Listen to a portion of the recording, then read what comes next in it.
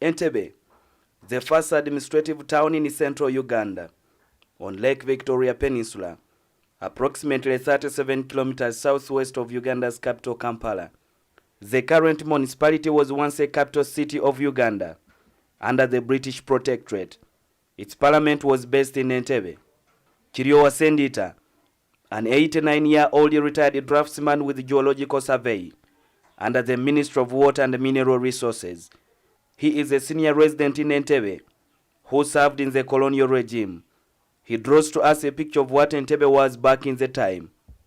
Where all land people of Uganda, of all tribes, used to come in Entebbe, work in Entebbe, staying at Entebbe, and the politicians eventually decided to come and talk to those people.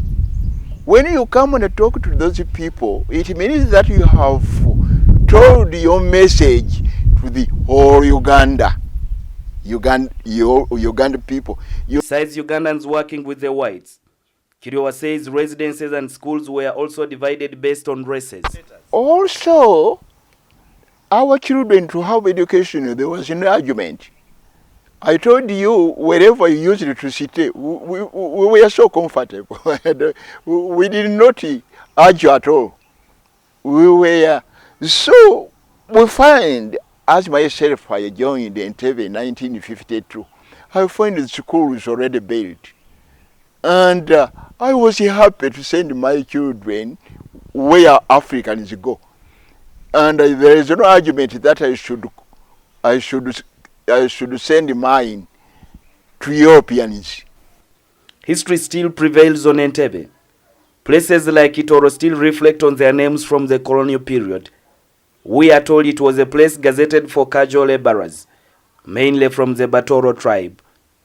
Abasazi b'omuddo n'abafumbiro, abafumbiro nga Baganda, abafumbira buli muzungu ng'alina omufumbiro. Naye baba abasomesezanga nange simanyi, naye ng'abo Baganda, bayaaya ng'abo Batoro, abo ye balera abaana b'abazungu n'abayindi. I am standing next to what used to be the Parliament of Uganda back in the colonial times. These structures, though now used by the National Agricultural Research Organization, were once a seat of government for the Protectorate to Uganda prior to independence in 1962.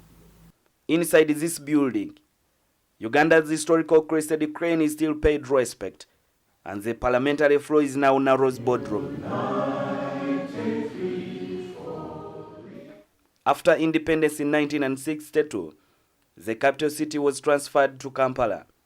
It was the time for Entebbe to return to its native age. Entebbe is currently a town for everyone. Schools like Lake Victoria Primary School, which used to belong to the superior white man's children, started accommodating Ugandans. According to Kiryowa, after independence in 1962, the current Speaker of Parliament, Rebecca Kadaga, among a few others, were the children who got chance to feature in such country class schools. The schools were mixed. That's how our Speaker, Rebecca Kadaga, had a chance to go to the European primary school and join with the Wazungus, whites. Infrastructures like these very schools declined a short time after widening the hands of Ugandans. It's until recent that the municipality had to mobilize for the annual Entebbe Marathon to aid them. Entebbe is currently like any other municipality that makes Wakiso district, and one among those seeking city status. However, there is a controversy with the Wakiso district as a whole to achieve this. Wakiso is a district with 4 municipalities, with 9 town councils, with 6 sub-counties. It's far bigger than Kampala. It's not practical to elevate Wakiso to a city because it would not even be manageable. Now you talk of town, I mean of Entebbe, and you say that because it is small, therefore it qualifies to be a city. I think that is a bit, I don't know, it is out of context. It is out of context. If anything, the reason why we want to have such big cities is to make cities not by name, but by existence and planning and structure-wise. In other words, I've told you the reason why Kampala is a modern slum is because of the size. It is not breathing in any case. Wakiso, which is a ring for Kampala, wants to entirely be granted a city, a varying opinion that a city will be created in another city. The Member of Parliament for Entebbe Municipality, Rose Tumusime, believes that Entebbe is not seeking city status, but rather restoring what it used to hold. First capital city of Uganda in the colonial times until it moved to Kampala. So we are restoring, that is the right word, the city back to Entebbe.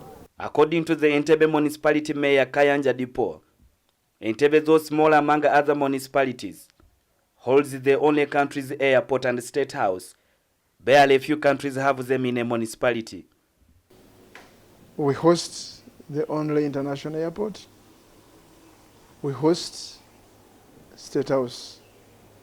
And world over, a town that hosts the international airport and hosts a State House are cities. Let me inform you that Entebbe municipality is part of Wakiso district. We are not saying that we are elevating Wakiso into a city, excluding what? Entebbe. That's where they've gone wrong. Okay? We are saying let's have something, let's have something in its totality. So, that idea of having an international airport doesn't occur. We are saying that's fine. If anything, it is the reason we are saying we should become a city, that we have one small international airport in Entebbe. Okay?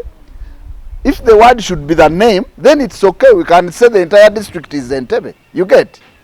On several occasions, Entebbe and Wakiso have always failed to agree, nearly flexing in some meetings. Matia Rwanga, who is the chairman LC5 Wakiso district, says Wakiso had earlier plans that costed them over 1.2 billion shillings to draft a city plan which includes Entebbe as a municipality. Got consultants, they took 1.2 billion to create a master physical plan because we are preparing ourselves towards that. And within that master plan, even Entebbe is inclusive. According to Matia Rwanga, Entebbe is a smaller place with no walls to stretch for development or expansion. In his own opinion, Matia says in case Entebbe is considered a city, problems facing Kampala like flooding, jam and development superseding planning are likely to occur. Entebbe is a colonial town. Colonial, that it existed as you see it during colonial time. And in any case, it is just a small town which you cannot either enlarge or what. It would be a heritage town to keep it for history and other tourism issues. This from what actually happened in Kampala, because Kampala is now a modern slum.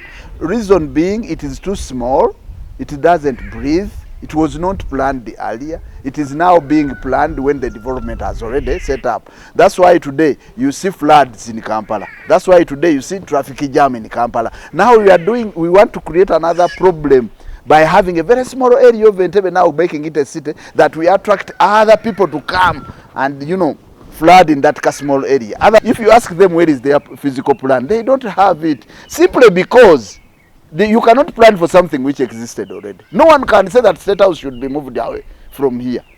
They are just politicking, they are just selfish, they are looking for, political positions. Other leaders in Entebbe, including councillors, have as well raised the same voices. They say Entebbe will be the only tourism city because of its recreational amenities. The municipality has been a leisure town. We don't think we are going to create a town in a city or commercial or whatever, but we shall maybe move in that line to create Entebbe city more of a leisure town than maybe a commercial town. That would. Otunula wano mu kibuga ky'Entebbe mwababa bayitamu naddala bajja okukyakalako eno tulina beaches ennungi ennyo, tulina amahotel, ekibuga kyaffe kya bya bulambuzi. tulina ebifo ebisanyukirwamu n'ebiwummulirwamu. Tulina Mayor's Gardens, tulina Muzinga Park, tulina Kitoro Leisure Park, tulina Children's Park. Kibuga tukiteeseteese okulaba nga kisaanira ekibuga ekinene ekijja. The Local Government Act of 1997 under Chapter 243 requires that a municipality seeking to gain city status must have a population of 500,000 inhabitants, although government recently revised it to 300,000. Entebbe, which is less of this requirement, now seeks to annex Katabi and Kajan's Town Council to reach the number, although the two leaders have varying opinions.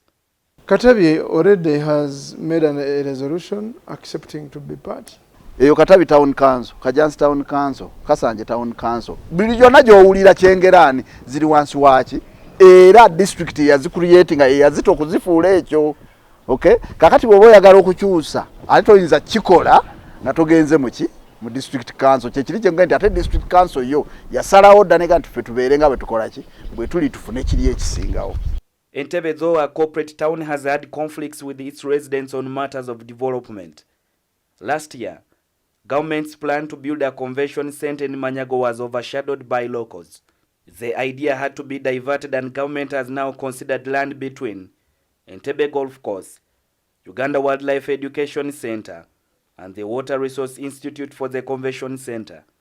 Far from being once a capital city of Uganda, though now fighting for development at a faster rate, especially with the Kitoro Market and the tax park. In 2017, Entebbe and Wakiso in general went loud on the globe after women murders attacked them, raising security threats and questions in people's minds. The controversy between Wakiso and Entebbe on city status will now have to wait both cabinet and parliament to either approve or disapprove the idea. I'm Kaman Ivan Walunyolo reporting.